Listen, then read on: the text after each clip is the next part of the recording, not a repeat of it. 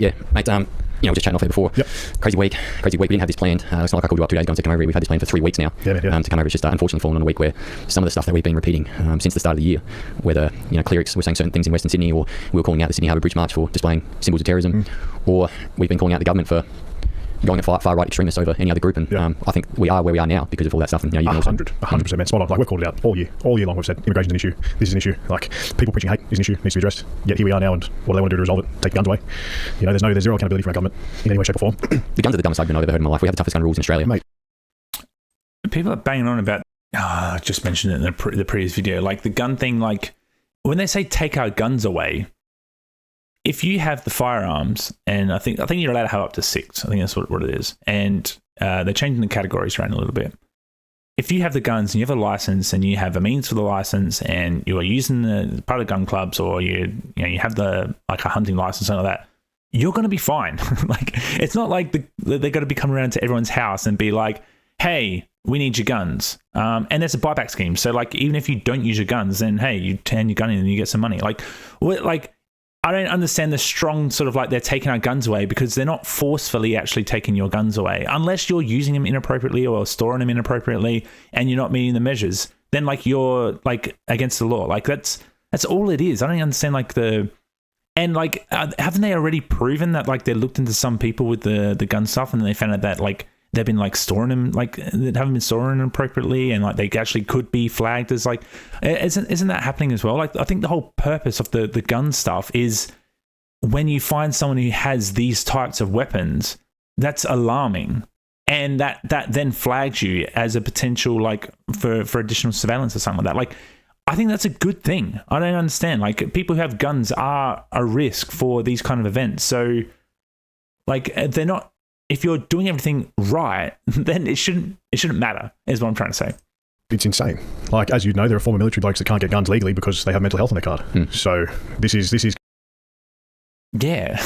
Like, I think you'll find if you look at like most mass shootings around the world, mental health is one of like, it is there's a strong correlation between mass shootings and mental health. And don't forget that people in the military are trained with these sort of things as well. It's not like they just found it and then like boom, boom, boom. Like they know how to use it. And that means like if you had someone who's like not very good at shooting, they just went and bought a gun and then did a mass shooting, you'd probably find they won't kill as many people as someone who's like military trained. They might be able to actually take down a lot of the police. Like if you look at someone like a military person who knows how to use a gun and a police officer, depending on like who, like that the person in the military, like how actively they were always using their gun, they might be able to take down like all of the police officers. Like I don't know, like, but that's the sort of the risk sort of thing that is really, really strong in this conversation. Complete and utter government failure.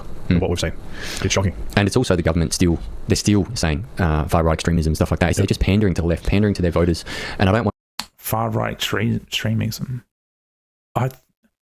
I don't think Anthony Albanese said that it was a part of far right extremism. I think that he's just said it's anti-Semitism. So I don't understand the far right extremism thing. I don't want to come out here and create divide, saying that the left has a whole bunch of Islamic voters that are voting for them. But at the end of the day, we have to look at it the way it is. The more people they import, the more people they have vote for them at the end of the day, and the more they have to pander to those minority groups. And I don't know if that's true. Like if you. Like, I've never actually understood the whole, like, oh, yeah, we'll import these people and then we'll get them to vote for us. Like, I don't know if are migrants even allowed to vote straight away? Like, I don't know how that works. Because of that, they are still not signifying or admitting where they went wrong with a lot of this stuff. Now, let's just draw ourselves back to 2019, right? The Liberals were in charge. Yep. This guy was known to ASIO. Yep. Okay. Fact. And in 2023, his father was given a gun license. And then during this time, between the gun license and where we are today, Anthony Albanese, 23, his father was given a gun license. And then during this time, between the gun license and where we are today, Anthony Albanese told the head of ASIO and ASIS, which are the security intelligence agencies, both foreign and domestic for Australia, that they are not to, or they're not allowed, or they're not required at cabinet meetings. So he just pulled them out. Pulled a whole bunch of valuable resources out of there. Now, what I've been told... I don't think that's true. I think he didn't say that they're not allowed in there. It's unnecessary. I think like when it comes to those cabinet meetings, it's not like no one's allowed. It's like it's an invite only. So it's I don't think that's quite how it's spun. I think when you say things like, "Oh, they were kicked out," it means that they were invited and kicked out. I don't think like that's a different framing than like they just weren't invited in the first place. Told through contacts of mine that he redirected the AFP to go after far right extremists, people like you and I. You and I. I'm Far directing them to go after far right extremists. I think like when we talk about far right extremists, we're talking about like the neo-Nazis and stuff like that, yeah? Not right-leaning people. They're two very, very different things. And it seems like if someone's a little bit left, doesn't mean that they're a leftist extremist. If someone's a little bit right, that's fine. Like they're just like conservative or like moderate conservative or something like that. Far right extremism is more like neo-Nazis and you know, like more about nationalism and, you know, that sort of stuff. Like I wouldn't think, I've looked at like Chocky's you know, posts and stuff like that. I wouldn't say that's far right extremism. I think he has like a very, very strong voice, and he swears a lot, and he has sort of like said a few things about like violence, but like not like he's going to go like commit violence, but like, you know, you could see like if he's like what does he say at the end of his clips? He goes like like I don't know, like if you don't like it then fuck off, like sort of thing. Like that's sort of what, you know, whatever. Like that's probably like as close to the violence sort of thing, but like there is an aggressive manner there. So like that's probably as far as it would go. I don't think these two would be listed as far right extremists. certain that all my shit gets watched. I'm certain that my phone calls are AI recorded. Mm-hmm. And how do I know this? Because I get a flood of messages from people saying that, hey, I had cops turn up to my house saying, why did you share Two Worlds Collide reel the other day? No, surely not. Surely not. Do people actually have cops rock up to their house saying, hey, you shared this reel. Why did you share it? There is no world. I need to see that. I do not believe that in the slightest. We need screenshots of that. That is insane. No. Yeah, I've had the same thing then. I've had exactly the same thing. No way. Bloke reached out to me. He didn't do any favours for himself. He sent a very angry email. But upon questioning, they asked him specifically, why are you sharing Chocky stuff? Why are you sharing... No way. Okay, like whoever watches this, like please send me like a screenshot or something like this, because like I need to see that. There is no way that because you shared a reel from like these two guys, which, you know, what I've seen from their content, it's not like far right extremists. I mean, maybe they have like shared some stuff in the past, like I don't know, but like I'll say this is just really like strong right leaning kind of very pro-Australian people that share like within their limits, like, and Australia has like the only sort of like freedom of speech Australia has is in relation to political speech. Everything else is like it's not the same as America. But like if it's politically, then you know, like I need to see that. These are huge sort of claims. Chocky's Telegram.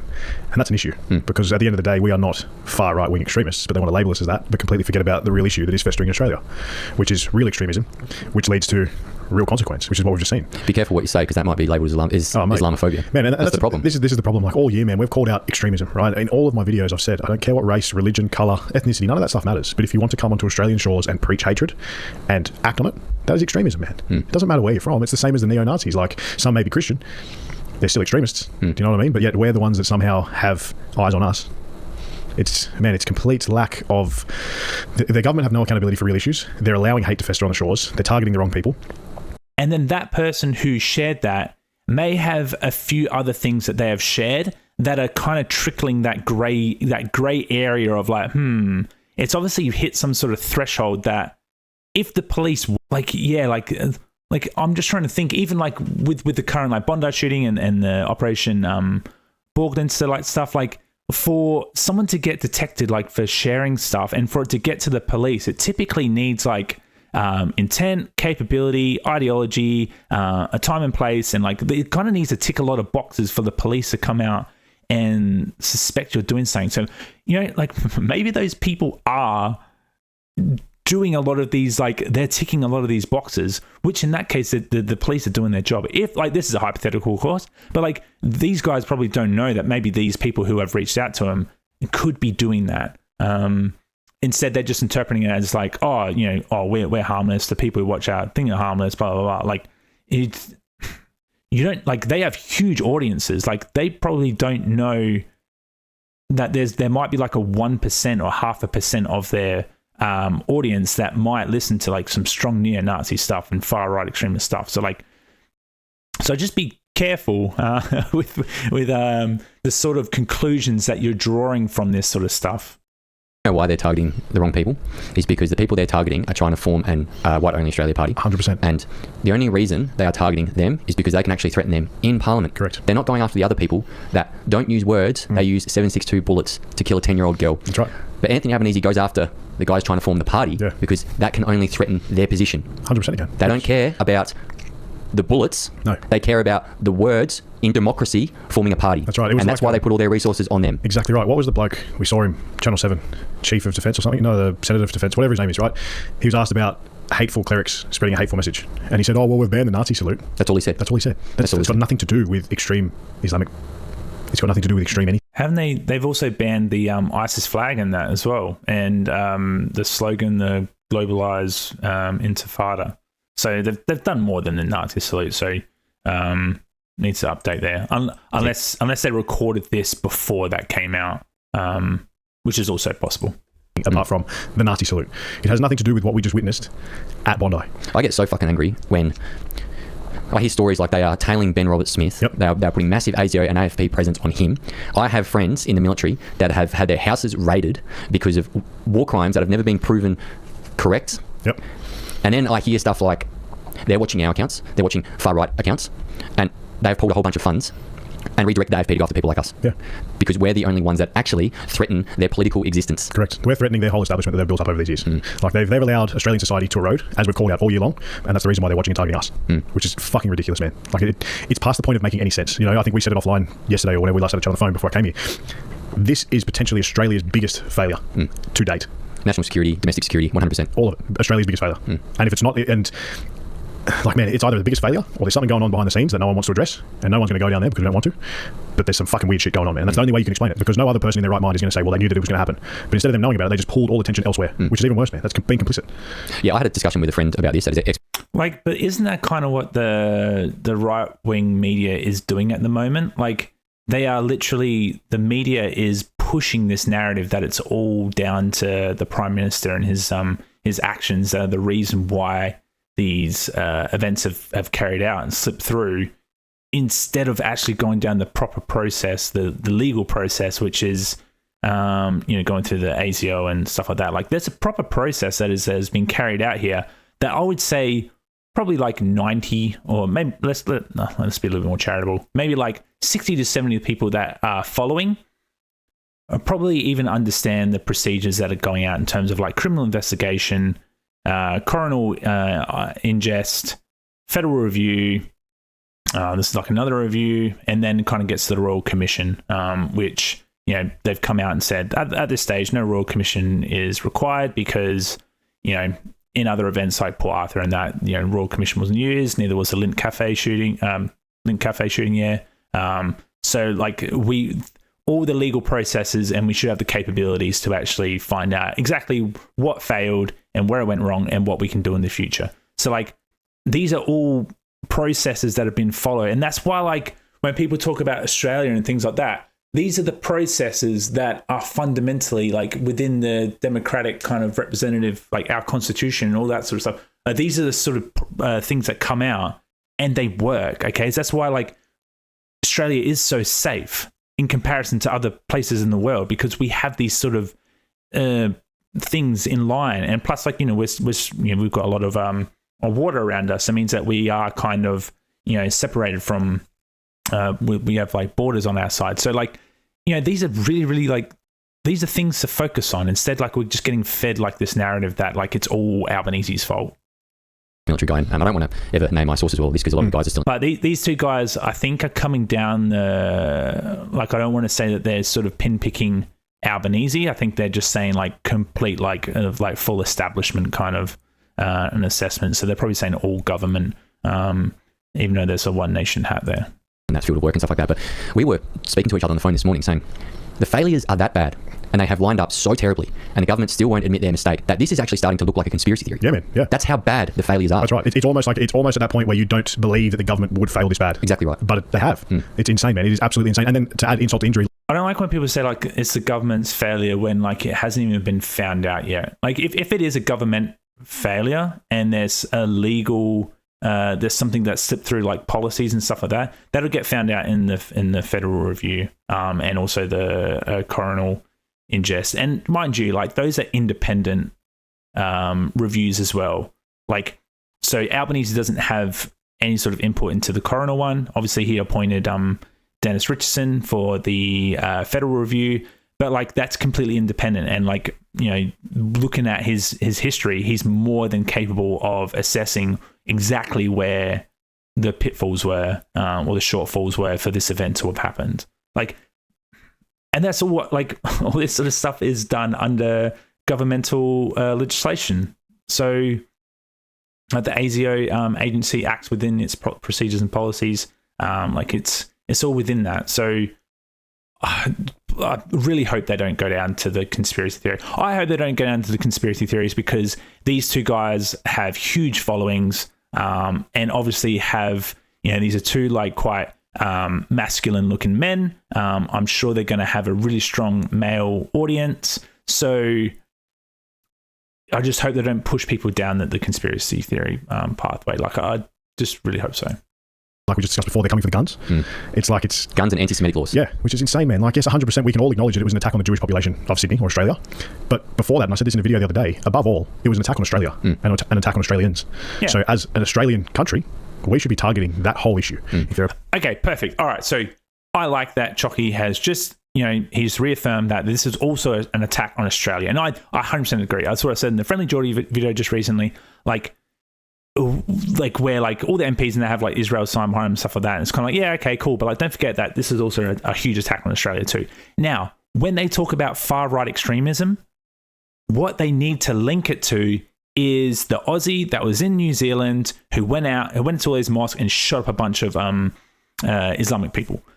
Like that is the far right extremism that the government is focusing on when they talk about far right extremism. The neo-Nazis, those kind of like radical lone actors and stuff like that, when they talk about far right extremism, that's what they're talking about. So like Chocky can acknowledge that, but I don't think he's quite connecting the dots there. People spreading hate, they need to get the fuck out or be dealt with, man. That's it, even if they are. And I also say like he probably agrees with what I just said then too. Like that's the sort of thing that they're focusing on. But I think like he'll circle back around to say something like, yeah, but like they're targeting sort of like his sort of narrative and also Sam's here as well. Born in Australia. Yeah, still deal with them. I mean, you can sit in the cell for a decade if you want. Exactly right, man. There are terrorism charges for a reason. You know, and Susan Lane, the Liberals, came out yesterday, right? And they said pretty much all the stuff that we've been saying now for the past 6 months, but they're too cowardly to do that back then because they didn't want to be judged, right? Because our whole political landscape has shifted so far left that they are now immoral cowards. They are, all of them. All of them are cowards, man. And they came out last night and they said, you know, all these symbols of displaying hate and terrorism, you know, that have been able to fester in our shores and they've been shown at rallies and protests over the past 6 months. If these people do this now, they need to be deported. I'm like, where were you 6 months ago when I was calling this out and you called me racist for that? That's right. We were called racist, we were called Islamophobic, we were called heartless for calling out what we saw on the Harbour Bridge. Like, make no mistake, man, and I've said this on record plenty of times now, when it comes to the humanitarian reason for people marching for Palestine, anyone can understand that, right? But when that movement pivoted and turned into an anti-Australian movement, that's when people didn't want to be part of it and they wanted to speak out against it. And that's exactly what we saw. With that march on the Harbour Bridge, you had the ISIS flag. Pretty sure we saw a Hamas flag, whether that was in Sydney or Brizzy or Melbourne, I can't remember, but there was photos of one. Straight terrorism flags. Straight terrorism flags, right? On our shores, being waved proudly, and nothing came of it. And they burnt the flag, nothing came of it. So it's got nothing to do with... Yeah, like, and they're 100% correct in what they're saying there. You know, they shouldn't be able to burn the Australian flag. Fucking 100% they shouldn't. Like, duh. They have like the Hamas flag. That's obviously a flag symbolizing a terrorist group. But like what, and I think that also on the bridge, isn't that where like we're all chanting like death to all Jews or something like that, river to the sea or something like that. Like, yeah, they did all those sort of things. But what is really, really hard in terms of like in the perspective of like enforcing laws upon that, because the laws say like you can't do that. It's actually hard for the police to actually go in there and break that up and then be able to actually charge people. And, you know, unless you can beyond a reasonable doubt, pick out that person and say, hey, you did this and we're going to charge you criminally with this law. Like, that's why those things are so hard to control. But like, similar to like the Australian March, like, you know, there's always going to be, so it wasn't the anti-mass immigration, it was the anti-racism ones that ended up doing most of the violence. But like, it's actually hard to actually pinpoint who it is and then make arrests and then be able to actually say, hey, you can't do this march anymore, because they have the right to protest. And a majority of those people are doing it peacefully. So like, yeah, like it's a hard one to crack, but like, you know, that's what's legal here. But like, you know, like it's a hard one. And like they're talking about some really, really important things, but I think the things that they want to happen just aren't quite possible.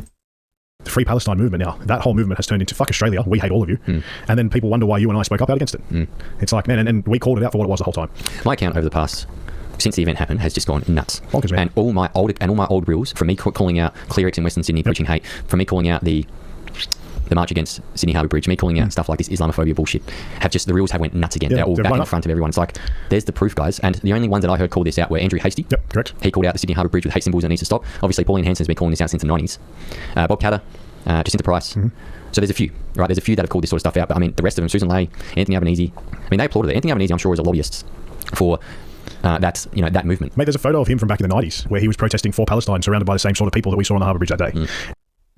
I think what's hard, like what's easy to do is it's easy to, and I'm just being devil's advocate here, right? But it is hard to it's easy to be able to speculate and say, hey, all of these protests shouldn't be going on. This is going to lead to some Islamic extremist event, which, you know, you could say, you know, have an influence. But what is hard is to actually legally be able to do what they're saying should be done. Okay, so you can easily say, like, on any sort of platform, like, hey, this shouldn't be like this, and then you have the freedom to be able to say all that sort of stuff. But then to actually legally go, okay, we're going to stop this, that's what's difficult, and that's what's unlawful. And again, sort of circle back around, the Palestine stuff, it has nothing to do with the ISIS stuff, okay? Hamas and all that it's a pro-Palestinian state, nationalist, Islamic extremist group. So they want Palestine recognized as a state. ISIS, which is what happened at Bondi, is a caliphate. Okay, these are two very, very different things. The ISIS would actually, if they would fight against Hamas in this sort of example. So like, look into that. Okay, just if you're watching, look at the differences between Hamas and ISIS, because there are huge differences. And when you start looking into the whole Palestine influence and stuff like that, you actually see that kind of dissolves. I'm not saying that there wasn't, you know, strong ISIS presence at these protests, but just begin to understand that there is a very, very big difference, and that needs to be spoken about. And then somehow he has the power to become our Prime Minister, and everything makes more sense when you... And in saying that, Albanese has come out and said that there are those differences, but I just don't think people understand, because they're just so brainwashed with like hating him at the moment. His history. Like, man, the people running this country, like we said, zero accountability. It's like the blind leading the blind, Sam. That's what it is. Can you explain that? Do you know Anthony Albanese's history well? Not very, no. Okay, can you just explain though what he was a part of back then in the 90s, like that movement that you So from my understanding, it was pretty much the same thing we're seeing now. It was a pro-Palestinian movement. So they were not liking the way that Israel was treating them, because this has obviously been going on for, I wouldn't say centuries, decades for sure.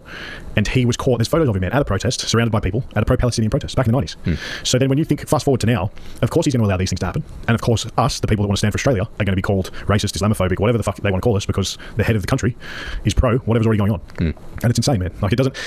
There can't be any explanation. See, this is where it's hard, because everything he's linking between like Albanese, Palestine, and then anti-Semitism and stuff like that doesn't line up, because ideologically it doesn't line up with in terms of like an ISIS-inspired attack, because they're two very, very different things. Okay, so I understand where he's coming. I can understand his train of logic, but it doesn't check out. And and when you begin to believe that pathway of like that process, then you are going to basically go, oh, yeah, fuck Albanese and all this sort of stuff, when it's just not true. Okay, Albanese didn't have anything to do with like this isn't an Albanese issue. This is a huge, like, this falls on ASIO.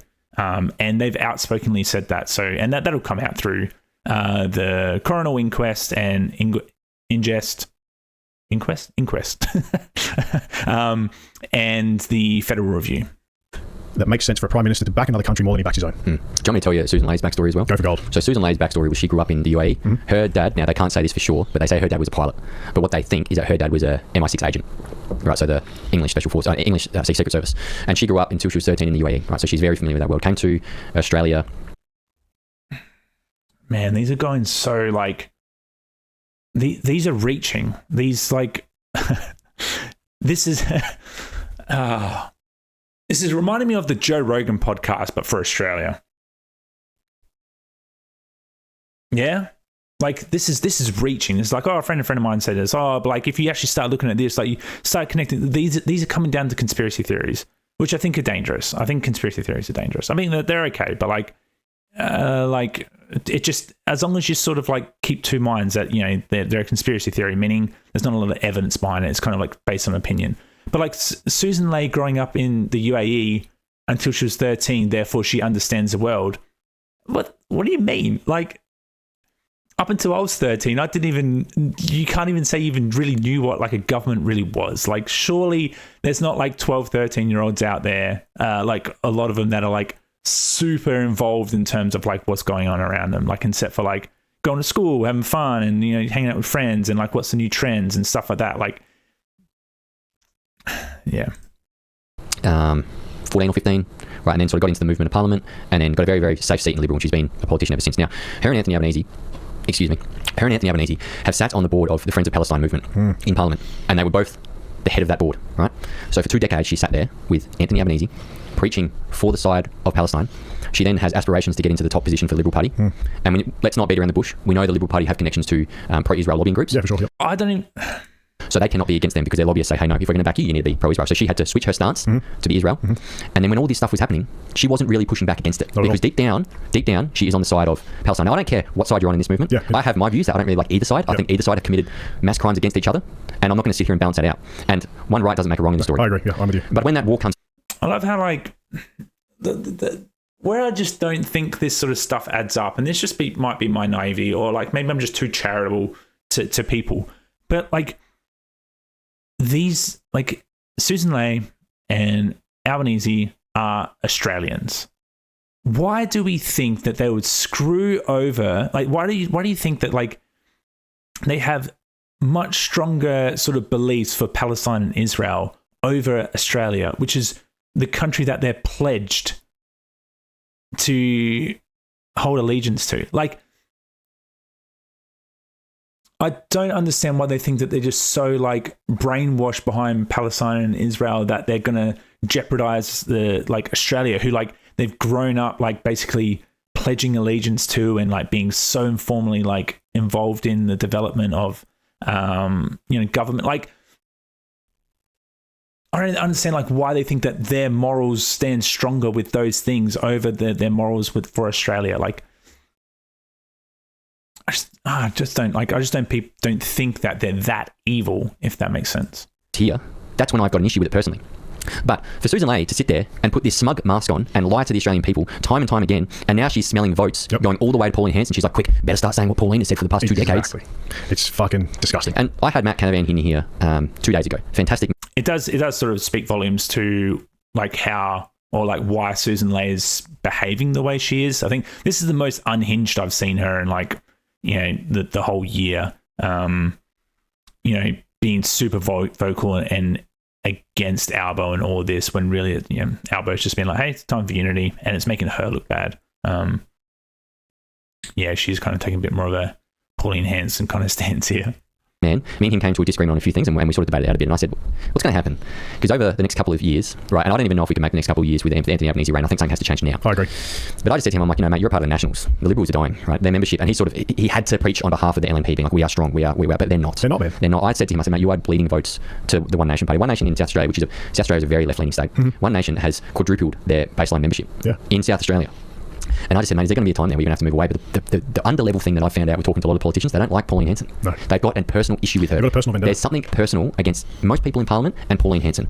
Now, I don't know what that is. I'm not going to speculate. I wish to get her on the podcast. I have tried to contact her. For everyone that always listens to my podcast, I have tried to contact her, and I want to get into that with her. Yeah. But what we're going to see over the next 2 years is the people hold the power, and whether they like it or not, membership is going to bleed to her, because everyone has just been like, hey, Liberals, you had your chance 6 months ago. We called this out as veterans, as big media personalities like yourself. We called this out. You had your chance. You failed. Yeah, they failed. Man. You failed. Amazingly. And now people are going to be bleeding to One Nation. They may have 4 seats now, but they're about to have 50 or 60 seats at the next election. Yep. And they have the power of the people. You know the polls, right? The polls last week were taken from Monday to Sunday, but they cut them off at Sunday midday, something like that. So the event of Bondi hasn't happened yet, right? The next polls that are going to come out next week showing this week's polls, I can guarantee you Labor and Liberal are going to be down a lot. 100. And you know, Labor was already down 2.5 points in the polls from what I've seen because of all the scams that have been going on in government with Anika Wells buying a family over there for $100,000, while people like me and you and all of our friends are struggling to put food on the fucking table. And then these pieces of shit are living the high life where everyone in Australia that I know is struggling at the moment, you fucking pieces of shit. And they were down in the polls from that, 2.5 points from that. So imagine now, man. And they still, Anthony Albanese, these smug pricks, they still won't admit their mistakes. Of course not, man. And I think it's past the point of us even expecting that he's going to do that, or any of them are going to come out. That's a very good point. Yeah, they won't, man. Like I called him out the other night on Instagram because I've lined up a call with Pauline, I've lined up a call with Bob Catter just to get the Australian people the answers that they want to hear, right? The questions that they want to know the answers to, I should say. I called out Albo. It's got 1 million views in less than 24 hours. Like, I do agree with the whole Anika Wells thing. Like, in terms of like, they shouldn't be able to spend that much money, and they shouldn't be able to, you know. And then you can spin it. They can spin it however they want in terms of like, oh, you know, working within the rules and stuff like that. It's like, I don't think that's justified. No way. Like, that is, you can't be preaching about how bad people are doing it, and then like for example, bit of a spin here, but like companies that I've worked for in the past, like we've been able to travel for work. And then if you'll get like a rate of like, you can spend like $160 a day for, you know, foods incidentals, and you can put on the card. And so if you don't eat breakfast, or say like, you know, say you have a cheap breakfast, maybe you just go and have a sandwich and no coffee. So it's like a $5-10 sandwich. And then for lunch, you end up only having like a $20, you know, whatever burger. So you've only spent $30. That means you've still got $130 in your back pocket for the day, right? And then so what you could do is that night you can go and have like a huge like $100 steak and maybe a beer or like a couple of soft drinks or whatever, and then you spend like $130 that way. There are a lot of people that like kind of, when they do that, they feel like they're rigging this, like they're doing bad by the company. Okay, and then obviously there's going to be people that sort of do that. But I would say when I do that and I purchase like, I'll do like a starters and a main, and then I'll give the starters to like my girlfriend, and she'll have like a small starter sort of thing, and then I'll eat the main, and then we'll have it like as, you know, a shared or something like that, right? Or we get like a starter and a pizza, and we'll share a pizza. She even feels bad. She feels like I'm being dishonest to the company because she's eating on their behalf, which is fair enough. I can't imagine if you got to do like a full family holiday somewhere, business class, and it was all paid for by taxpayers' money. I would think that the families would, like, other people would feel like, hang on a second, like, I really appreciate the, like, you know, taking us all out on a trip and that, but like, isn't that kind of like, shouldn't that be like a little bit unsettling? Yeah, that's sort of like my sort of two. Like, I don't agree with like the amount they've been able to spend, and I hope that they do something quite firm about it. And I think I saw something yesterday about it, like they're doing it quite a lot regarding it too. So I think they're just like, they only can fly economy or some bollocks like that, but at least they're doing something. He won't reply. No. He won't respond. It's too risky, mate. Exactly right, because either way, right? So if he accepts, it forces him to show accountability. If he denies, it shows that he's guilty of what we're saying. So either way, he's doomed. But like you said before, right? How is Australia going to survive with 2 more years of Albo? Like, seriously, man, there are people that can't afford food. There are people that can't afford rent. There's people that can't afford basic necessities. They can't afford to pay their bills. And now our safety's been compromised. Like, at what point does the government actually turn around and say, hey, this guy's got to fucking get the fuck out? The whole party. Man, all of them. Fuck them all off. Because that whole ideology, right, from the moderates in the Liberal Party all the way to the left is drowning this country financially, mentally. Now our physical security is compromised. Man, fuck that. I don't want to say it's not that they've allowed it, but I don't believe in simplifying it like that and then pinpointing it to like 1 p.m.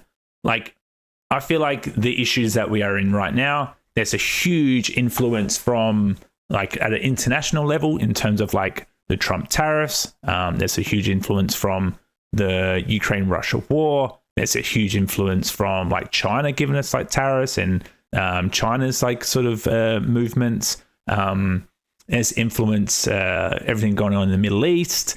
That's just at an international level and to do with trade. Then like domestically, you know, we've had like bushfires, we've had housing bubbles, we've had the GFC, we've had COVID, we've had all these things over the last like 2 to 3 decades. And I think it's just one thing after another. And it's kind of like it's an evolution of the one of the things that we're going through. I don't think pinpointing it to Albo and being like, hey, like this is your fault. Because like when you look at Australia, I'd still probably say there's a greater majority of people that are still living life quite easily. There's always going to be like there is going to be a minority, and it shows like through all countries. All countries have like a lower socioeconomic sort of population, and there's also like a homeless population. That's been throughout centuries and all different generations and all that sort of stuff. Like there's always going to be like this lower and upper class kind of dichotomy kind of thing in every single population. And I think in Australia, I think there's a great majority of people that are doing quite well and they're living within their means. And then I also think there's people that are living beyond their means, and that's why they struggle. So I don't always kind of accept that, oh, it's Albo's fault or it's the government's fault. Like, look at the housing, immigration, blah, blah, blah. And, you know, this PM or this government needs to go because it's going to collapse. I don't think that's a very strong argument. I think there's a lot more that you can sort of look into there. I think it's quite complex and it's got a lot of history behind it. And there's no like single decision that's going to rattle the cage so much unless it's illegal. So, yeah, I don't like the overgeneralization of like, hey, we need to fuck off all the government and then it will fix these problems. Like, it's just, I don't think it's that simple. I think they should step into that a bit more. To neglect an issue so much so that we saw what happened at Bondi now, like if they haven't lost trust with someone at this point, I think the person that still trusts them is retarded. There's no other word for it. Like, you have to be clinically fucking retarded to trust this government because they have failed us every step of the way this year. Even, man, I was speaking to someone the other day, he's a former special forces. Are we allowed to use the hard R yet? I've resisted from saying it on stream for a few times, but hey, if Chocky and Sam can do it, then surely that gives everyone the right to throw the hard R. Dude, he's big in pattern recognition. It was what he was hired for, whatever, blah, blah, blah. He said in this year alone, Australia has completely changed. And he goes, this is different, that's different. Like, everything's changed. Everyone is struggling. But the problem with that, and this is going to tie back to a message I've been sending at the moment, is that we are sitting on a powder keg that's about to fucking explode, being the people. And that's not good, man. No one wants to see another coronial riots. No one wants to see civil unrest because that leads the government, well, that allows the government, I should say, to take more powers, to take more freedoms away. And this is the biggest problem we have right now. You know, like, and you see it in your comment section as I do, there are so many fucking idiots that are prepared to go to war with their neighbor. I don't know what frustrates me about this sometimes is when people talk about, oh, they're going to take our rights, they're going to control us. What? What rights? Like, this hasn't happened yet. In like the last 2 decades or whatever, like, no one has gone to me, oh, hey, Troy, you used to have the right to be able to do this and now you don't because of the government. Like, that just hasn't happened. Like, the only thing that could come close is the COVID stuff, but then it was just like it just went back to normal anyway. Like, and that was because that was a pandemic, right? And same with control. It's kind of like, oh, okay, yeah, they're doing government control because they're going to surveil. And like, okay, how the government hasn't called me up and said, hey, you need to start doing this, or like, hey, you can't do that anymore. Oh, hey, can you go open the fridge and do that? Like, there's been no control. I haven't been limited in any way. Every single year I've been able to progress in life, progress financially, progress as an Australian. Like, all these things have just nothing, how extreme they talk about these things. I don't see it. And I don't see my friends going through any of the same thing. I don't see anyone in my family going through the same things. I don't see anyone who I interact with oh, hey man, oh yeah, last week I used to be able to do this and now the government won't let me do that. Like, it's just, I think it's just really hyperbolic points. When the problem is the government right now. The government have caused all this divide. The government have caused all this hatred. But someone is too, I don't know if they're fucking stupid. I don't know if they're just... It's emotional blanket hate. That's like people looking for someone to blame. They're looking for someone to blame. They are... I don't know if they realize this, but they're doing the divide themselves and they're pointing the blame at the government. and they're like pinpointing Albanese to step down. Like they're doing the things that they're saying that the government's doing. And look, to an extent, I do get that. I do understand the frustration from Australians. Like people have been calling this out for years now, and they're sitting in their house saying, "What can I do? What can I do about this?" Yeah. And I feel people's blanket hate. I do, because man, I've been caught up in myself the last couple of days. I'm like, these Islamic extremists. I mean, if we don't even know who they are, they all need to go. But at the end of the day, legally we're not allowed to do that. Morally, it might be completely wrong as well. Debatable on some points. Okay. But thirdly, as well, it's like, okay, it's not their fault. People that have come here to live calmly, safely, and they leave that ideology at the door. That's not their fault. No, not at all. Well, you look at Ahmed El Ahmed. I hope I said his name correctly. The guy that disarmed the father in Bondi. He was a Muslim who moved here from Syria 6 years ago. So that goes to show, like, that sort of disintegrates the whole argument that all Muslims are bad. Yes, now, I can definitely understand where everyone is coming from with the blanket hate, but then if you bring yourself, like, if you take yourself back to ground zero, right, and you think, okay, well, I've got kids, I've got a wife. Imagine if someone targeted my children and my wife because of their colour or because they wore a cross. You're literally just going to ignite more fire, which does nothing. You know, like I said, like, if everyone can come down back to ground zero and say, okay, well, the government have caused all of this. Because, man, like, you think even 4 or 5 years ago, right? Like, it's to me, it feels like they're like, they know what's going on. Like they can relate. They can pinpoint, like, okay, like, yeah, you know, you can't say like all Muslims are like this because of this. But then they just kind of go like completely like, oh, but you know, it's the government's fault. Like it just goes from like one thing to the other. Kind of like they actually have a really good foundation of like where they're going. I don't know if it's just because they've like developed like over the years, they've just sort of like it's ballooning up, and then now they're like, fuck the government, and like that's kind of where they're at, and it's kind of it's becoming a bit more extreme or unhinged. When I say extreme, I mean extremism. I mean like it's more like hyperbolic. But like they have the ability, the capability to be able to put the two pieces together. But it's kind of like bashing a square into a circle hole. Also pre-COVID, no one gave a fuck about what race anyone was. Yeah, you had those like small minorities of low-Q racists that hated fucking blacks or whites or whatever, but it wasn't like it is now. Like we well and truly are sitting on dynamite. And the reason we are where we are now is because the government refuses to highlight these issues. For example, machete crime. They just ban the machetes. They get machete bins, and like the for $14 million fucking dollars. Like the black kids running around with the machetes. It's like, hang on, maybe they're the problem. And if we can't admit that, we'll never be able to fix it. It's the same thing with this issue now. It's like, okay, I think they're conflating too. Like the machete thing was a bit wild. How much it cost? Like, man, like they should really be looking into like how the hell did it cost that much money? And like, did like that 14 mil, like, is that contractors everywhere? Is that like, did that also include like surveillance? Did that also cover, getting rid of them? Like there's probably like a lot of costs there that's missing. And maybe just like the real estate of actually putting them there on the property. I'm sure there's like, and there might be like a bit of a weird profit thing or like a cut thing, like whatever, right? But I agree that it does seem excessively high. But like that was a state government thing. I don't think you can, when you sort of like, I think people do this a lot with like a lot of things. Like they start going on about like state government issues and then going, oh, it's all Albo's fault. And it's like, well, hang on a second. That doesn't even like, no, that's Labor's fault for doing this. It's like, hang on, but you've got like in New South Wales, they've got like a liberal, like it's just sometimes it just followed like just, it kind of, I feel like sometimes people don't quite understand, or they conflate like that there's a difference between state and federal governments. You just want to ban the guns, but the ideology is the problem. That's been out of fester now. I mean, my response to all this would have been, the day it happened, I would have been obviously like, you would have been devastated. You would have been able to make sure the area is secure, scene secure, all that, right? That's dealt with by the local authorities. Albanese should have been straight to ASIO and AFP saying, hey, and they may have done this, we don't know. Yeah, we won't know either. Anyone that's on the list, anyone that is on that list that I've seen that I've seen that. Yeah, but they are. Like that's what the federal review is. That's what the coronial inquest is going to be. They go into ASIO and they start looking at that agency policies and procedures. Like that's specifically what they're there for. So, and Albanese has specifically said that is the part of the process. That's what they're following.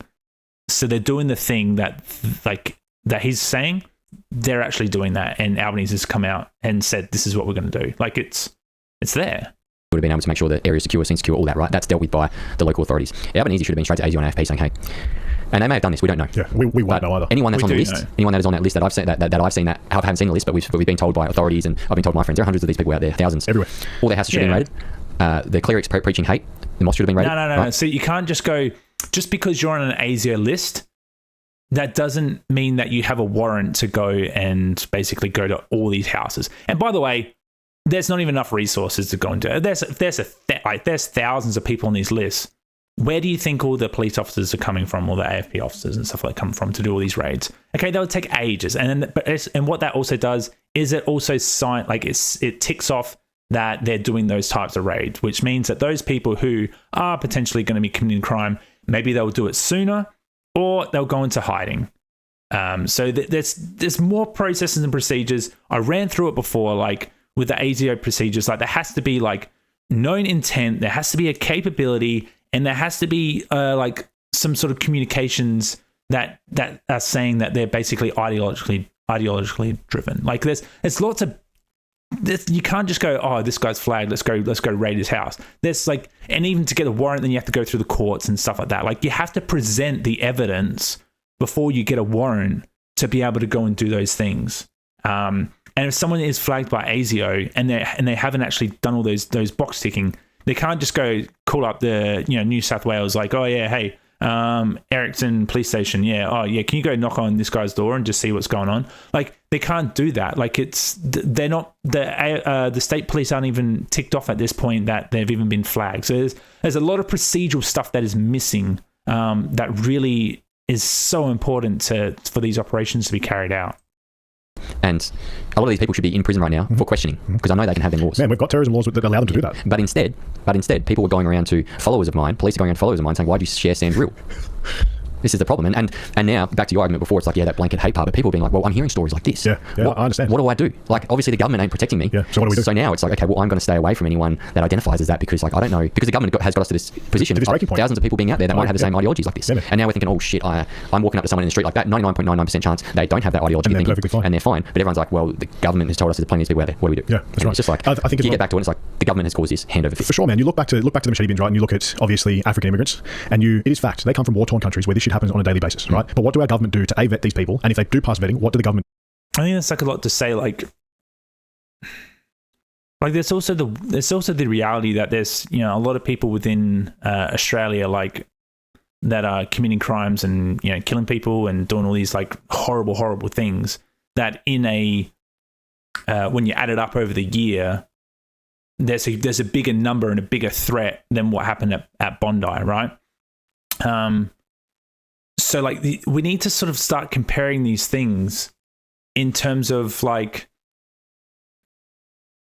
we can't keep putting the blame on, I don't want to say we can't keep putting the blame, because the government can be doing things, but so can like the police, and there can be a lot of like procedures. Like when these sort of events happen, there's always a review into like seeing, okay, like why did this happen and why wasn't it captured before? And then they basically get recommendations to make changes. Just because they make recommendations doesn't mean they have to actually implement them. But like there is processes for all of these, and they take time and they take real sort of effort, and just oversimplifying all of it and just being like, oh, hey, like the government's failing here, like let's get rid of them. That's just not the way it's just not an effective way to like create a safe place, or is it to actually do like diplomacy and run a country? Do to help these people integrate into society? Nothing. So, man, if you've got a traumatized 14-year-old who's seen family members chopped up in an African village somewhere, they think that is somewhat normal. So for your average Joe Aussie, no one's going to think that's normal. But if they've seen that for years in their formative brain stages, they're just going to replicate that. No one's... Yeah, I agree with this as well. I think there's something to be said about assimilation. I don't know how... I just don't know the assimilation process, but I feel like that needs to be carefully looked at too. So I agree with what you're saying here. Like if they come from a country that, that's seeing like that kind of violence is really prevalent, I would say they probably have like some severe like PTSD or some sort of mental impact from all of that.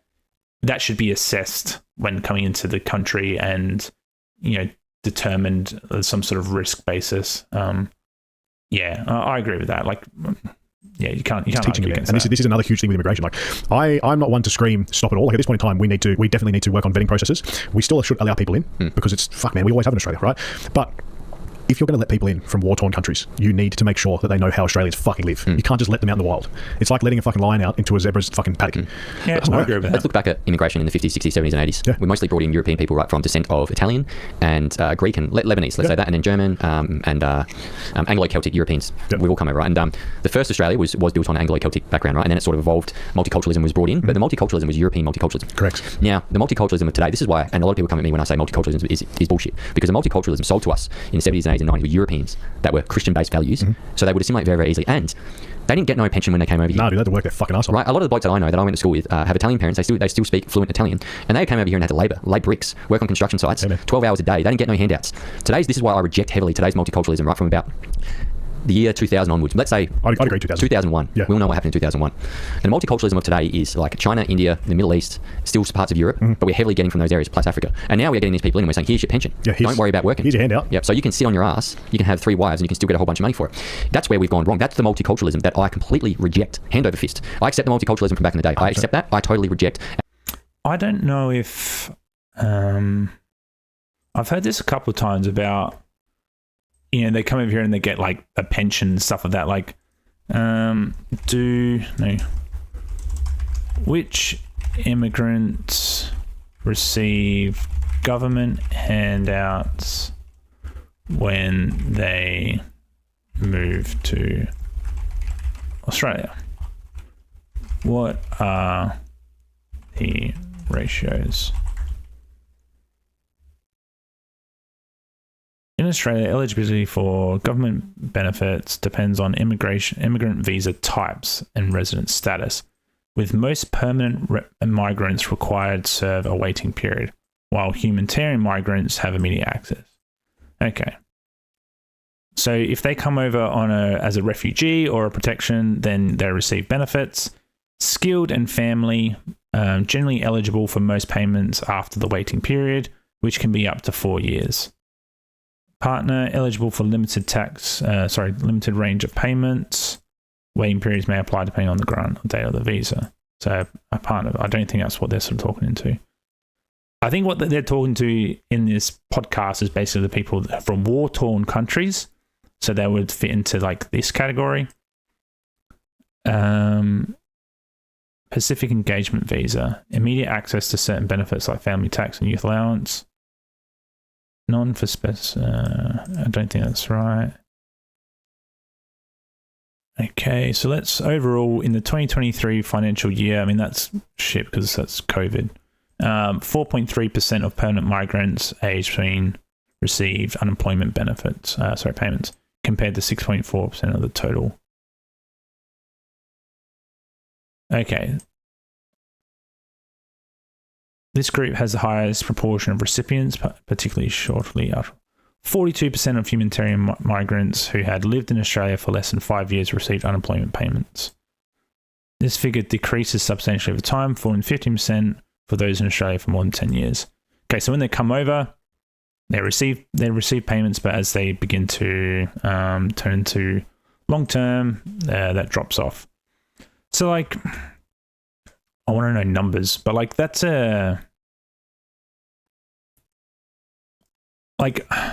I understand where they're coming from. Like, it's for humanitarian reasons. So they come from war-torn countries, and they're basically coming from a country that has they could be it could be families that are like very, very poor. They could be like engaging in violence. They could be all these sort of things. So they come over and they're given a bit of a chance, and the government gives them handouts. Okay. I wonder how like that percentage compared to Australians that basically don't do anything, what that comparison is, and what the comparison is to other migrants that come over as skilled and family and like partner visas and stuff like that. Like, I wonder what the actual ratios are for that. And if it's, what I'm trying to get at is like, is it really as big as a problem as they're portraying it as, is kind of what I'm thinking. Like, I'm not saying it's not a problem, but is it as big as is the pie, is the piece of the pie as big as what they're sort of saying in terms of like the overall issues that are going on with immigration in Australia? a multiculturalism nation today. Yeah. And through this multiculturalism, this modern multiculturalism today, we are why we are where we are now because of that. And then they're throwing lines like diversity is our strength. You know, there's this kid can identify as this. Yeah. You know, this person, this fully grown male, can walk in and share the same toilet facility as my little girl. Yep. And now us Australians, we are finally standing up and being like, that's not right, because social media over the past 5 years has been captured by the radical left. Fucking oath it has. And they've pushed these radical left accounts in front of us that are demonic. And now people like us are starting to push back, they're rallying behind us, and there is going to be a mass change. What radical left, like,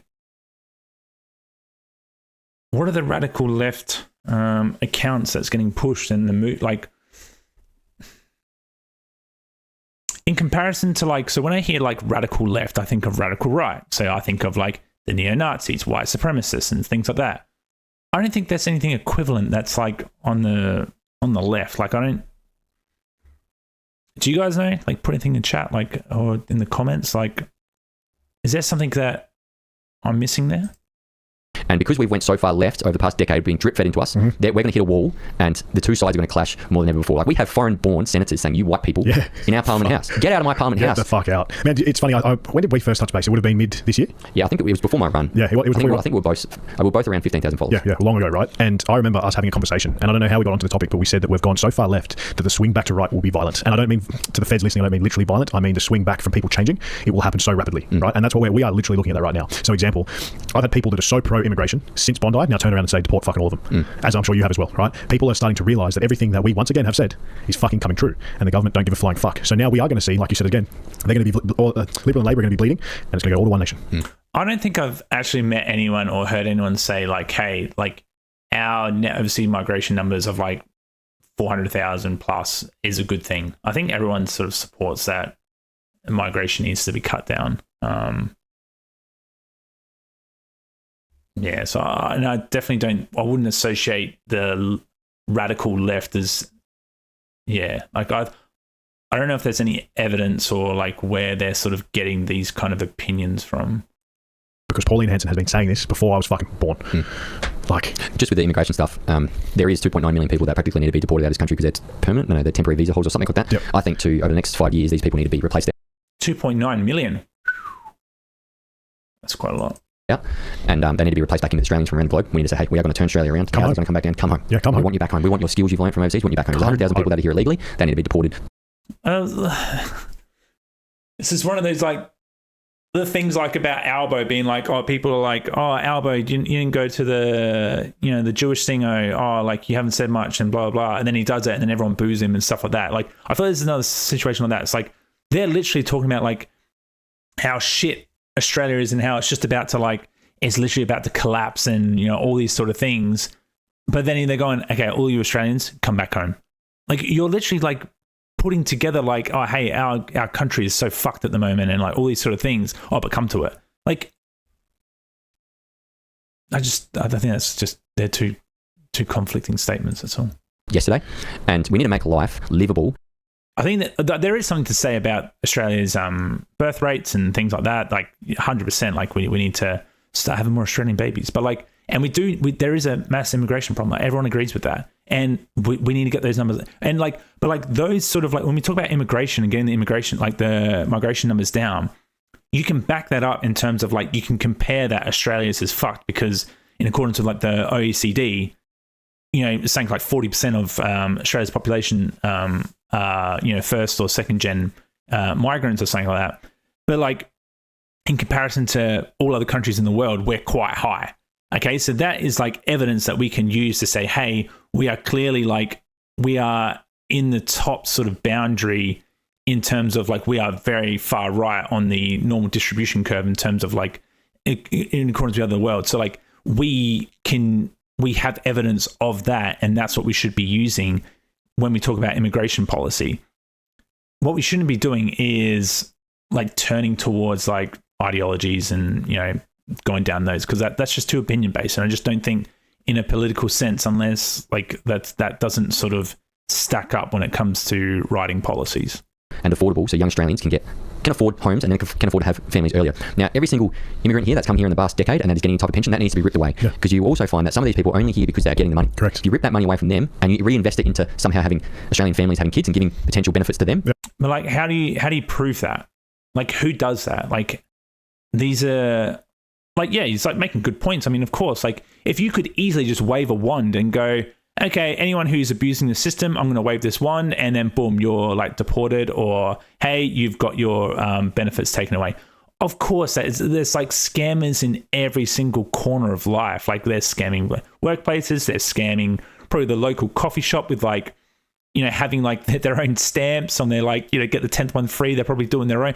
It's like there's like two extremes of like there's people doing this sort of stuff everywhere. If you could wave a wand and go like, oh, okay, like cool, boom, let's eradicate all that, then yeah, that'd be good. But we don't live in that world. It like what he's talking about takes a lot of resources, it costs a lot of money, and there's a lot of enforcement that goes on, and you're going to get it right or wrong, and then people are going to complain and try and sue, or you know, go to courts, and that's going to flood the system. So like, yeah, these are all like they're good in theory, but are they actually able to like? Are you actually able to execute it efficiently? Like probably not. So that's why the focus isn't there on a lot of these things, I would say. Like the old baby bonus that they used to give. Yep, stuff like that. Like it might not be that, but it might be something else. So that, I mean, that's what needs to happen. You know, there needs to be 2.9 million people on these temp visa holders. And then like as soon as you start doing those sort of like initiatives or those task force groups, then people be like, okay, well, where's that money going to come from? Taxpayers' money. Okay, well, we can't afford it, so we're going to take tax money away from here. Then you're going to have another group of people being like, hey, no, don't take my tax money. Like it's just like it's a full distribution of like where they're going to get the money, and then like people are going to complain about, oh, like, you know, they're doing something about the machete thing, oh, but now they're complaining about it being like $14 million. So like no matter what, like they're going to do these things, it's going to cost money, and then you need people, and then people aren't going to want to do those jobs.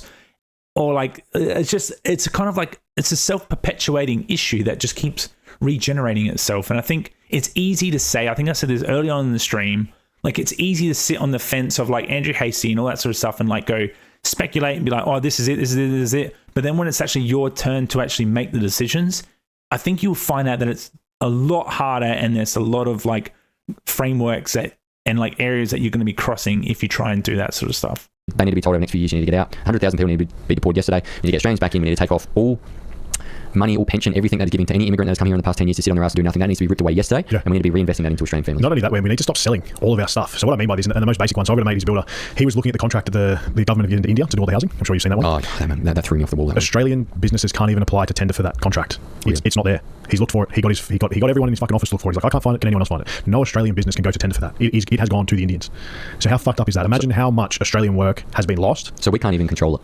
Australian businesses, Australian standards. I think Shelley Chow also talks about into a lot of this. So like, I think there is some truth there to what they're saying. I mean, I'm not too savvy with all the construction industry and all that sort of stuff, but I do hear this a lot. I've got mates that are like in the building industry, and yeah, they say there is like some tendering issue with big projects that end up going to like Chinese companies and stuff like that. So like, I think there is a bit of an issue there, but again, I think that falls under the state governments too, is my understanding. Nope. Australian building standards can't control it. Nope. He can't go to tender for it. Yeah. And he puts tenders in for big jobs, man, and they've just given that away to India, which to me is fucking insane. We give everything else away, and why not just give away housing? Exactly right, man. And as we've said before, man, and as a lot of people are starting to realise, Australia is a very resource-rich country. We should be fucking thriving. I don't know this, so you can destroy me if you like on this, but like, is the building code, construction building code, federal or state in Australia? I don't know if it's like each state has their own sort of. Oh, it's the NCC, National Construction Code. But that's for mineral standards safety.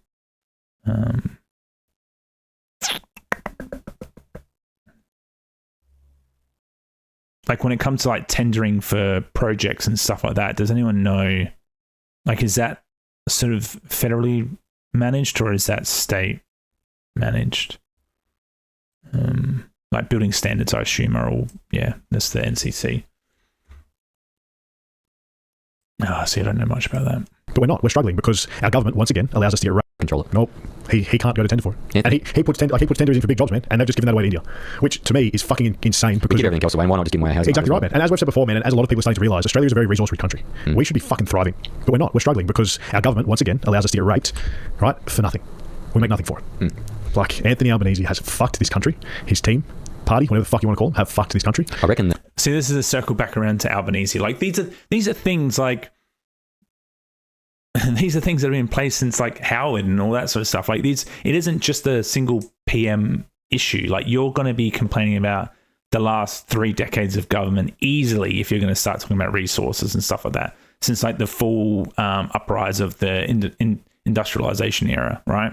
The modern world, so to speak. Like, this isn't all fall on the hands of the PM. So like, I think the only reason why I keep bringing that up is because when you make those strong conclusions and you make it just means what it does for me. I don't know if anyone else does this, but like, if someone does that and then they just harp on about it the whole time and that ends up being the thing, it makes me question a lot of their other conclusions because they've made such a harsh and firm conclusion on something that just doesn't align. Like, all the resources, like he just sort of spitballed there, like all that sort of stuff. Like, Australia should be, Australia does have all the resources, but they privatized it, and then foreign countries have, like, foreign investors have come in, dug it all up, and then royalties and blah blah blah.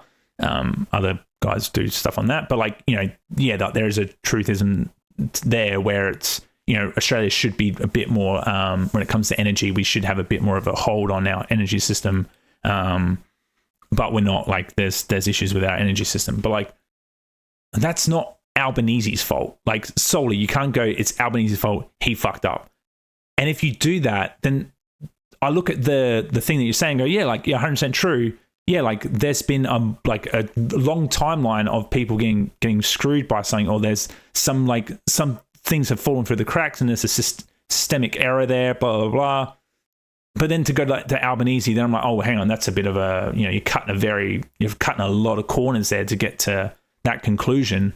So then it just makes me think, okay, like, if you do that there, then everything else that you say, how do I know that you haven't done the same thing? And that's where I get a little suspicious, I guess. Or skeptical, sorry. The screwing started back in early 2010. I don't think we can ignore that. I don't think we can ignore the housing market going as crazy as it was, because Kevin Rudd back in 08, he allowed foreign students to buy houses, which opened the market up to Chinese investment. Yeah. So all they had to do was send their kid over here and they could start buying $1 million properties. That sent housing from 4 times earning to 16 times earning what it is today. Yeah, for example, my brother bought his first house for $220,000, 10 k's north of this location we're in, for 220 grand, and he was on a $70,000 job at the time. He was a couple of years out of school. He lived at home and he saved half a year to get a deposit. Imagine that now. And then he walked in. Birth rate back then was at 2.1. What you need to sustain a population. And now, housing is at 16 times earning, 10 to 16 times earning. Birth rate is at 1.5. No one can afford to have kids. And there's so many people, I had this discussion with a friend the other day. He said, yeah, but Sam, people don't want to have kids. I'm like, we haven't even given them the opportunity. So, because I said to him, I go, yeah, look, mate, you might be... I want my partner to be able to sit at home. Same as what I said. Apparently I'm misogynistic for wanting my partner to stay at home, for wanting her to be able to look after the kids, for wanting her to be able to go to the beach on any day of the week, do whatever the fuck she wants, there's money in the account, she can live her life. How is that misogynistic? Because I want to provide for my family. I'm not telling her you can't. It's like everyone's got a fucking story, mate. Right? It's just like, they come on that background with the piano music, dun, dun, dun, dun. Making my way down. But then they sit there like, oh yeah, I had this time of my life, and I shouldn't take the piss out of people. I think I know who you might be talking about. Yeah, and Ginger Kid. Yeah, maybe I don't know. I think he's more Chris Griffin.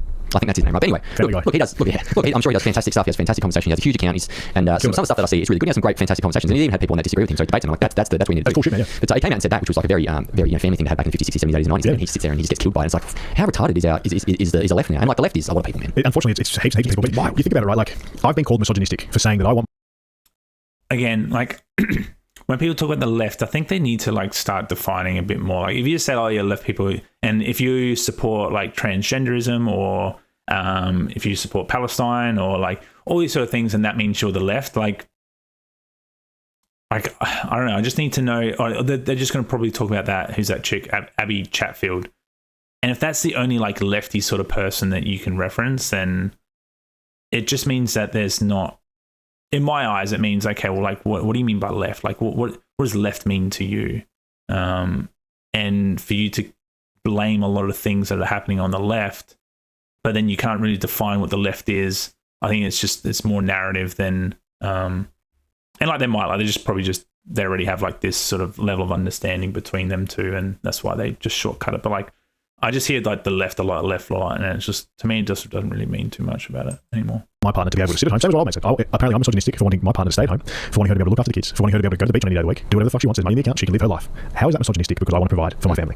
I'm not telling her you can't work. I'm saying if you want to go to work, you go to work, but you don't have to go to work. You know why? Because that's not misogynistic. toxic femininity has been praised in this country for the past decade. People like Anthony Albanese, Peter Malinauskas, you gutless wonders. You gutless wonders. And then you sit there, David Pocock as well, you gutless wonder. Pocock. And he sits there, these people sit there, and they will be like, yeah, men are the problem. Men over the past decade are the problem. But by saying that, we don't realise that male suicide between 15 and 35 has went up 25% since we started this attack on toxic masculinity. They are killing more men than ever before because of their rhetoric and their bullshit attacking toxic, or no, attacking masculinity. It's not even toxic. When they praise toxic femininity, which just creates beta males which don't know how to fucking do anything in society. No. And then when you attack masculinity, you throw the balance out of everything. Because what happens is there are young females that are looking for young masculine men. And then all of a sudden, they're like, all the males coming through, they're all betas. Yeah, and they're all feminine. Now look, I've got nothing the way you live your life, you do what you want. But when we push this toxic femininity and it attacks young men and their masculinity, it throws the balance out of everything because there's a bunch of young females that are looking for young men to partner with. And they're thinking, these guys just, they can't protect me. Yeah. What's going to happen if they need to protect me? What's going to happen if there's a home invader? They can't protect me. Then all of a sudden, these women go years without being able to find a good young man. They either get attracted to older men or they get to the age of 40 and be like, all men are fucked. They're all fucked. That's right. And man, like we see it every day that they went viral the other day, man. There was a knife attack in New York. A bloke attacked a female with a knife and the guy that was with the girl ran and hid behind a fucking bollard. And this is the problem with society. And it's like, man, I've said it time and time again, I'm pretty sure you have on socials as well. Every time we see an attack in a public place, generally speaking, we are watching people pull their phones out and film and not do anything. So then again, coming back to the younger female population, how are they going to fucking look up to anyone, man? What are you going to look for? Who's going to protect you? Like, you can't rely on your dad forever, you know? And it's a real fucking shame, the situation we're going in. And that's the point of marriage as well. When the father walks the daughter down the aisle, they hand that to the man and say, hey, I've protected her now for 2 decades, 2.5, 3 decades. It's now your turn. If you fuck that up, I'm going to put you in the ground. That's exactly right, man. It's exactly right. It's fucking wild, man. And another thing, like... It's a very, very conservative way of thinking. But, hey, conservatives there is some truth behind what they say. And I'm sure, again, much the same. I've had probably 10 friends take their own lives between the ages of me being 16 to 24. All men, bar one, all men. And then you've got to think, like we see, I think Better Bloke did it, or there was another men's movement that put all the boots of the blokes that passed away in this year into the back of a truck that had taken their own lives, and like the back of a big truck was fucking full of boots and shoes. Yeah, they recently just put it on the lawns of Canberra. Yeah. Man, like, that is purely because our system is enabling toxic femininity and it is completely destroying masculinity. Absolutely. And you know what the problem is about destroying masculinity is we lose protectors of society, right? I mean, listening to a great audiobook about like war and combat, and one of the things that they drive home in the very first chapter, if you... I wonder what they mean by like toxic femininity. I've heard toxic masculinity. Like I don't like the whole terminology using like toxic masculinity and stuff like. I think it just means toxic traits to me. Like you can have toxic traits. That's I think I think it was Piers Morgan did a pretty good spiel on it. But like I think it just becomes down to like semantics at some point when you kind of like, okay, like all it means is that some masculine traits can become toxic because anything of one thing can tip. It's a spectrum, right? The same thing like blueberries. You can eat blueberries and it can be really good for your digestive system and your body, but then you have too much and then it becomes toxic, like as a toxic effect. Same with masculine traits. That you can have masculine traits which are really, really good, but then you go overboard with them and then it becomes toxic. Like that's my interpretation of it. Femininity is probably the same thing, but I just don't know what toxic femininity is in this point. Lose people that protect society for one generation, civilization disappears. You lose doctors for one generation, you got to play catch up. But if you don't get sick, you're going to be okay. You know, if you lose teachers for a generation, okay, some kids may not be as smart, but you're going to be okay. Civilization will stay together. You lose protectors, your civilization is fucked. It's the exact same with free speech. Precisely. If they take away our free speech for one generation, we'll never get it back. And like this poses the question to every man listening. Right now, if you've never spoken up before, now is your time to speak. If you actually think that your nuts that hang between your legs stand for something, use your voice. Because if we don't start talking now, if we stay on this trajectory for 2, 4, 6, 8, 10 years, we'll lose Australia. Let me tell you a good story about masculinity. I had one of my best friends, one of my best mates. He's I'm not going to name him, but I will tell the story. And I did tell it very shortly on my last podcast, but I'll tell it. And just an unsung hero on Sunday. So he was dropping his girlfriend home, I believe, and he lives 2 streets away from where the incident happened in Bondi. And I've stayed there plenty of times when I've been in Sydney, and very, very close to the incident. You can see where the shoes were from his bedroom window. Yeah, right. So he's dropping his girlfriend off. On the way back, he's just seen everyone running away, and he's hearing gunshots. Rips up the handbrake, jumps out of the car. While everyone's running away, he just beelined it straight through. So, and I did all my training with this guy in the military. There's a core group of about 5, 6 of us that are very, very close, and we stay close for a reason. And because we've been through a bunch of shit together. But anyway, so he runs straight down there and has jumped a fence to get in there, and straight away comes across this girl that has just broken her leg, and she's got a 2-year-old in her hands. And my mate just goes, "What happened?" She's like, "I've broken my leg." And he looks down and he's like, "Yeah, that's a fracture." Yeah. So what he's done is he picked her up, ran her into cover because the guy was still shooting at the time. 2 guys still shooting at the time, walking around. And my mate just stands at the door, just going, "Well, if they come in, it's hand-to-hand combat." Now, if they did come in, he would kill him because he's I've seen him clean out bars. He used to be a professional Muay Thai fighter. And he's that smart that he stopped fighting because he knew the damage that it was doing to him. Yeah. So he's a electrical engineer. Yeah, right. Very, very smart guy. And yeah, so he's just sitting there just going, well, someone comes in to fight him. And the lady was in too much pain, and my mate just goes, well, shit, we need to get you help. So he's picked her up and he ran from like one side of Bondi to the other side. And as he was going back, someone waved to him, like, oi, get her in here. So he's carrying this lady and her kid, drops him into this guy's house, puts her on the bed, and then he runs straight back out. Yeah, man. Now, not many people know this, but the incident of where the shooting happened, the guys were on a bridge right now shooting down, so they had superior fire advantage and firepower. And the event was actually fenced off because it was a Jewish event, and only the Jewish people were allowed in there because they were celebrating Hanukkah. So the event was actually fenced off. And when people were trying to get away from the shooting, there were old people that couldn't jump this 1.4 meter temp fence, and they were just getting cut down like animals. Fucked. And also, as well, it was funneling people out of a small choke point. And in the military, we call that a kill zone. Yeah, it's bad. So like, you don't even have to aim. You just put bullets down in that range. If you funnel someone to that area, you're hitting someone. And I don't want to get into too much detail, but my mate got into that area, and he just said it was catastrophic. Yeah. It was a war zone. And he said he literally walked over to a few people and just seen chunks of that person because they were using 7.62 bullets, and 7.62 they can take arms off and shit like that. So he just said he was going around surveying people and he'd look up at someone and be like, there's no point working on you, you're gone. Yeah. And when you're in the military and stuff like this, it's all about elimination of possibility. So percentage wise, does this person have a 20% chance to live, or does that person have a 40% chance to live? I can go work on them because I'm going to save that life. So he went around and did that, and he said the first few people I got to was 0%. He said there was one person that was lying down there with his wife over the top and she was just crying over the body whilst rounds were still coming in. Still flying past it, yeah. And he said he got a few people, started working on him, and then about 2 or 3 minutes later, the police deactivated the shooters and killed him, which was very, very lucky, by the way. Like, a lot of people, the police did this, police did that. A lot of people got to understand the firepower scenario here. Well outgunned. Yeah, so 7.62 bullets, these weapons they were using can shoot up to 4, 5, 6, 700 meters. And these pistols, I'm telling you, if anyone's ever shot a pistol, you know what I'm saying. It's hard to shoot targets in a range from 20 to 30 meters away. So people had to get close enough to be able to use the pistols, which is a fair effort. Shout out to the D that dropped him. Apparently they're saying he shot him at 40.2 meters away, hanging off a jacaranda tree with a 9mm pistol. I'm telling you, that's a very hard shot, mate. And you know what's funny? The story goes, apparently, I'm yet to confirm this, he was on that TV show, like the Cadet Cop show, years and years ago, and he used to get bagged out the whole fucking time. And that was the cop that landed the shot. 40 meters away with a 9mm. There you go. Fucking man. Sometimes you can sometimes get bagged out, but if you hang with something, man, you can be the hero. What a fucking hero. And yeah, so they were completely outgunned, but when my mate said that, it sort of winded, and he sort of ran back up and was like, get the paramedics down, because the paramedics can't go into a situation to put their own life at risk. Medics in the army are different. They are told they have to. So there's a big difference, because you just don't want more bodies at the end of the day. In the army, it's different, very, very different. But so then we coordinated them all down, and my mate said once they got there, there just weren't enough paramedics. And then all of a sudden they just kept flooding in. It's like, okay, now we've got them all. But catastrophic scene. It's horrible, man. From my understanding, there's actually been a few heroes of the day that have gotten zero recognition. A friend of mine, her best mate, was hiding under a car, and it must have been when the shooters first got out of their car to go to the footbridge. And I know this spot very well, so she must have been hiding as they started shooting. And as they were walking past, they must have seen people look under the cars. So as they were getting to the car she was under, someone must have seen her dive under there, and a bloke started screaming at him, which gave her enough time to get the fuck out and run. Like, people don't understand, and I'm pretty sure, I don't know if I actually said this one. Did you see the two elderly couple that when the guys were getting out of the car, they jumped them? Yeah, they ended up getting killed. But like, that is the sort of, this is going to piss people off, that's the sort of masculinity you need out of people. Like, I mean, in fact, I believe he was in his 60s. If that pisses anyone off, they can fuck off. You can fuck off. Like, I'm pretty sure the old boy was in his 60s, and he still had the fucking ticker to take on 2 blokes with weapons. Because what era did he grow up in? Fuck it, one when men were real. That's it, when men were men. When men were men. And you look around now, man, like, it's, you remember the stabbing attack in Bondi? Was that Bondi as well? No, Bondi Junction. 2 years ago. Yeah. It was Bondi Junction. Yeah, and the guys from France. Yeah, the bollard man with the France was fighting. Only thing like I can be like skeptical against that. Like, I understand, like, 100%, like, there's some like very heroic people and they do some things like that. Like, obviously the one that Sam mentioned, like, he's an ex-military person, so they're trained for like this sort of stuff. Like, it's not like they're there. They mentally have already accepted that they're going to be in these sort of like, possibly be in these sort of like scenarios, and this is how they're going to act, stuff like that. But then to put like a blanket on like all men should do this exact same thing, I think that's a bit far. Like, I understand like men need to be like protectors, or like, feel some sort of like egotistic kind of like men be protected kind of things.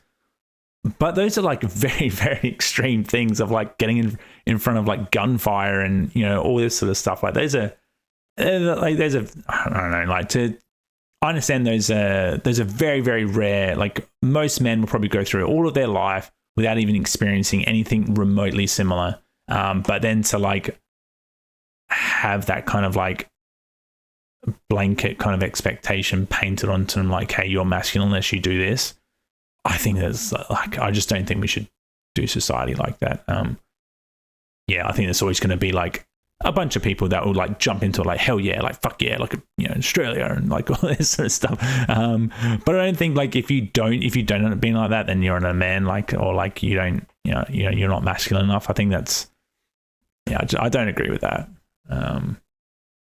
It's fine, but I'll never forget, man, watching it on the news, you saw these 2 big